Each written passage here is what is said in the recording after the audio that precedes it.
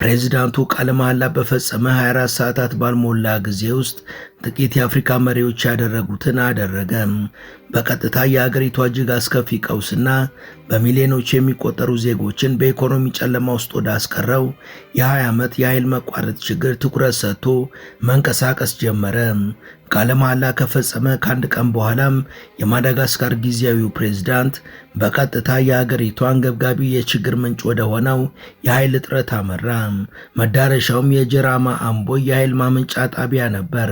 ይህም በሀገሪቷ ትልቁ የኃይል ማመንጫ ጣቢያ ሲሆን በቅርቡ ሀገሪቷ እየተሰቃየችበት ላለው የመሰረተ ልማት ችግሮች ምልክት ሆኗል። ይህ የመሪው ተግባር ስለ ኤሌክትሪክ ብቻ የሚናገር ሳይሆን ስለ አመራርነት፣ ስለ ወጣቶችና ስለ አህጉሪቷ ብልሹ አስተዳደርና ከዛ ባዜ መውጣትን የሚናገር ነው።